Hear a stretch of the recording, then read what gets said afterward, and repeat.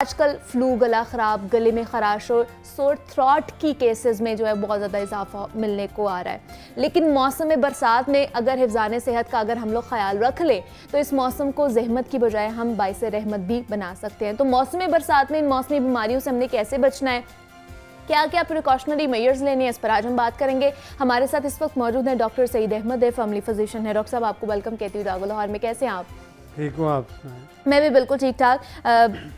Doctor साहब, मौसमी बीमारियां, जैसे मौसम चेंज होता है मौसमी बीमारियां भी अपने साथ लेकर आता है, और इस मौसम में ख़ास तौर पर गला ख़राब, गले में खराश, फ्लू, खांसी, ज़ुकाम, ये सारा ज़्यादा केसेस देखने में आते हैं। इसकी क्या वजह है? इस मौसम में ख़ास तौर पर क्यों ये फैलना शुरू हो जाता है? एक तो कुछ ये सीजनल चीज़ें होती हैं। अच्छा। फ्लू वायरस जिसको हम कहते हैं या कोल्ड एंड फ्लू कहते हैं, उसमें कुछ टेम्परेचर जो है वो डिफरेंट होता रहता है दिन में, रात को, और ये चेंज आती है क्योंकि ह्यूमिडिटी होती है वो। हाँ जी। तो पंखे से भी जो है वो बाज़ औक़ात रात के लेट नाइट सर्दी लगना शुरू हो जाती है। एग्जैक्टली। लेकिन बुनियादी तौर पे इसके फैलने की वजह ये है कि ये फैलता ही वायरस एक से दूसरे को है। अच्छा। अगर किसी को ये फ्लू वायरस या इन्फ्लुएंज़ा लगा हुआ है तो वो उसके सिम्टम ज़ाहिर होने से पहले 2-3 दिन पहले तक भी वो बीमारी फैला रहा होता है। अच्छा। तो ये बीमारी आमतौर पे हमारे यहाँ फैलती है छींकने से, खांसी करने से, और फिर हमारा जो हैबिट है वो थोड़ा सा वो डिफरेंट है कि हम अपना नाक साफ़ करते हैं अगर या छींक मारते हैं तो उसकी कोई प्रोटेक्शन दूसरे के लिए भी और अपने लिए भी बिल्कुल नहीं करते। तो अभी हमने फ्लू या अभी कोविड के दरमियान भी ये देखा था और रिसर्च भी ये आई थी कि जब आप खांसी करते हैं या स्नीजिंग करते हैं, छींक मारते हैं, तो वो वायरस जो है वो आपके 13 फुट इर्द गिर्द तक जाता है, फैल जाता है। तो उसके दरमियान में जो भी हो वो उसमें जो है वो फंस सकता है।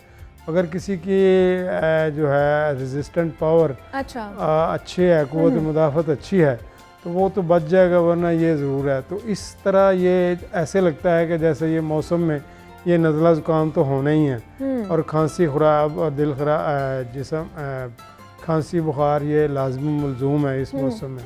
तो ये फैलता इसी वजह से है। इस वजह के अगर हम हिफाजत करें, छींक मारते हुए एहतियात करें, खांसी करते हुए एहतियात करें, टिश्यू पेपर का इस्तेमाल करें या कपड़े का इस्तेमाल करें, और बाद में उसको जो है वो जला दें, क्योंकि आमतौर पर ये वायरस जो है वो धोने से फिर आगे फैलता है।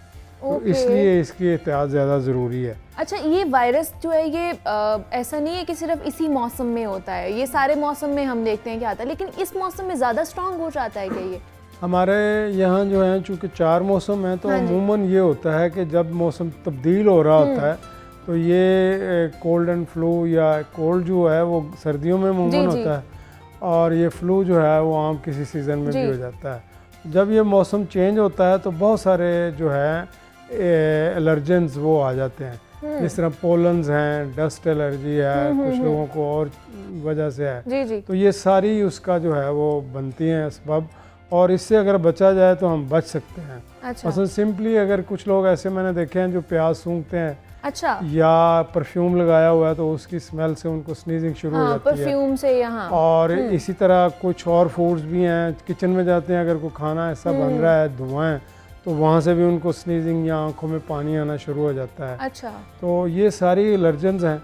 इसके अलावा मिट्टी, धूल या पुराने कपड़े हम आमतौर पे जो है वो कंबल वगैरह या इस तरह की चीज़ें रज़ाइयाँ समेटते हैं, निकालते हैं, उनको हवा लगाते हैं, जो हमारा कल्चर है, तो उसमें भी ये चीज़ें जो हैं उसमें एक माइट होता है, कीड़ा, वो जो है आमतौर पे ये सबसे बड़ा सबब है ये एलर्जी का, स्नीजिंग का, कफिंग का, और इवन के इससे एस्थमेटिक जो है वो दमे की भी, सांस की बीमारी भी हो जाती है, और इससे अगर बचा जाए तो वो सांस की बीमारी से हम बच जाते हैं। इवन दो के घर में जो हम पेट्स भी पालते हैं बहुत से लोगों को उनसे भी एलर्जी होती है। बिल्कुल बिल्कुल, उससे भी होती है। और ये छोटी छोटी चीज़ों का एहतियात करें, पानी साफ़ पिएँ, बॉयल करके पिएँ, तो हम इन चीज़ों से बच सकते हैं। और अपने हाथ साफ़ रखें, और जो कोई भी स्नीजिंग कर रहा है, कफिंग कर रहा है, उससे अवॉइड करें, और उसको भी रिक्वेस्ट करें कि आप किसी ऐसी जगह पर जाके स्नीजिंग करें या नाक साफ़ करें जहाँ दूसरे लोग ना हों, ताकि ये वायरस जो है वो फ़ज़ा में ना फैले या उसमें। लेकिन डॉक्टर साहब, जो ऑलरेडी एलर्जिक हैं, जिनको ये प्रॉब्लम है, और उनके लिए मौसम ज़्यादा ख़तरनाक हो सकता है, तो वो क्या क्या एहतियाती तदाबीर लें? सबसे पहले तो वो अपना जो है ना रहना सहना थोड़ा सा चेंज करें। अच्छा। ये खाना पीने के जो अपनी आदत है वो बेहतर करें, कोशिश करें कि डाइट अच्छी लें जिसमें कि प्रोटीन वगैरह है, ये कार्बोहाइड्रेट कम लें इसमें जितना भी है, क्योंकि प्रोटीन से आपकी मुदाफ़त क़ुव्वत मुदाफ़त और उससे ये बढ़ेगी। तो वो आप ज़्यादा जिस तरह के आम तौर पे अंडा है, बाज़ लोगों को अंडे से भी एलर्जी होती है, और वो अगर अंडे से एलर्जी है ना तो ये याद रखें कि अंडे की जो वाइट है ना एल्ब्यूमिन, उससे एलर्जी होती है, येलो जो पार्ट है उसका उससे नहीं होती। तो वो प्रोटीन एलर्जी होती है कुछ लोगों को। इसी तरह दूध से भी कुछ बच्चों को एलर्जी होती है, उनको वॉमिटिंग शुरू हो जाती है। और ये इसके अलावा खाने पीने की चीज़ों में एहतियात करनी चाहिए, ताज़ा चीज़ें खानी चाहिए, सबसे ज़्यादा बची हुई चीज़ का इस्तेमाल ना करें। आपने अपने इंट्रो में जिस तरह बताया कि गैस्ट्रो के मरीज़ बहुत ज़्यादा आते हैं, उसकी बुनियादी वजह यही होती है कि देर का पका हुआ खाना होता है, तो आप उसको प्रॉपर गर्म नहीं करते, खा लेते हैं जल्दी में, इसलिए हाथ साफ़ नहीं करते, तो वो कोई ना कोई वायरस या जरासीम वो खाने के साथ आपके चला जाता है। और गैस्ट्रो हैज़ा और हैज़ा भी डायरिया की बहुत ज़्यादा प्रॉब्लम्स होती जा रही डायरिया, गैस्ट्रो, हैज़ा एक ही चीज़ के मतलब मुख्तलिफ नाम है। इनकी वजह आम तौर पे यही होती है, साफ़ पानी ना होना, हाथ साफ़ करके खाना ना खाना।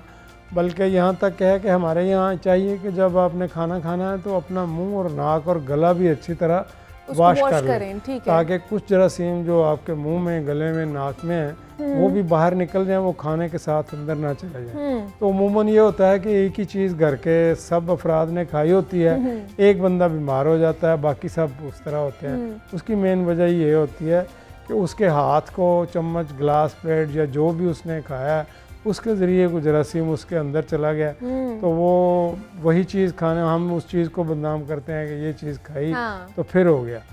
और इसके अलावा गला ख़राब या ज़ुकाम जो है, इसके लिए ये ज़रूर याद रखना चाहिए कि अमूमन जब हम ये स्नीजिंग होती है तो इसका जो पीरियड है ये काफ़ी लंबा भी हो जाता है। अच्छा। आम तौर पे ये 3 से 4 दिन होता है। इसके अलावा ये 20, 21, 22 3 तक भी जा सकता है। अच्छा, इसकी क्या वजह है? इसकी वजह ये होती है, नंबर 1 तो ये क़ुव्वत मुदाफ़त ही होती है, दूसरा वो प्रॉपरली उसका ट्रीटमेंट नहीं लेते। अच्छा। और उसको आम ज़ुकाम, रेशा समझते हैं। लेकिन इसमें जो हैज़र्ड होती हैं, सबसे बड़ी हैज़र्ड ये होती है साइनोसाइटिस। इसमें होता है साइनोसाइटिस, ये होता है कि ये जो हमारे चेहरे और गला है, इसमें कुछ साइनसेस अल्लाह मियाँ ने रखे हुए हैं हमारे फ़ायदे के लिए, वहाँ तक इन्फेक्शन चली जाती है।